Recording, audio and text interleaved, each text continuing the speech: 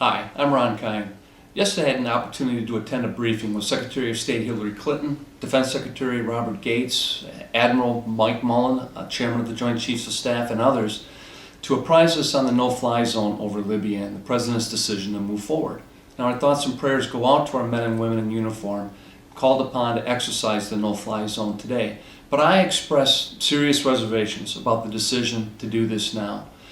There's a lack of a clear definition or a clear objective on what we're trying to achieve in Libya. I fear that things could turn into a stalemate very quickly, leading to a prolonged stay of exercising this no-fly zone.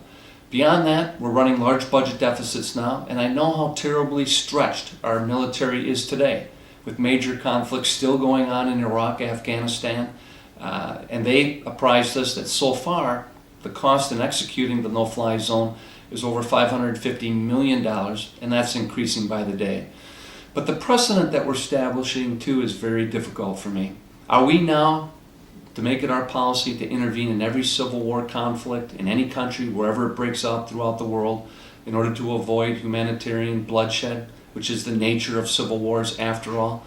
There are other countries in the region that seem to be teetering on civil war themselves, from Syria to Jordan to Yemen, even Iran. And will it be our policy to intervene in every one of those countries where the leaders, the dictators, decide to crack down on their civilian population?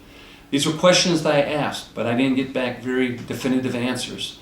I do commend the administration, however, for obtaining Arab League approval and UN Security Council approval before any action is taken, and their eagerness to hand this off to NATO leadership to continue the no-fly zone over Libya. Unquestionably, this was a no-win situation for the President. Seeing a wholesale slaughter of civilians in Benghazi, as Muammar Gaddafi was promising to do, also would not have been a good option. Nevertheless, I think we're long past due to have a serious conversation in our country recognizing the limits of American power, the limits of our resources, and how badly stretched our military has become.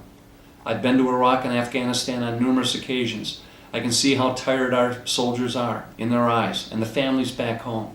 And that's why I would hope that we continue to have this serious conversation about what is the appropriate application of military force, what we need to do to support our armed forces wherever they are across the globe, but also what our vital national interests are. I'd like to hear from you, so please visit my website, email me your thoughts, your comments and ideas, or write me a letter, phone my office too, so I can get feedback from you.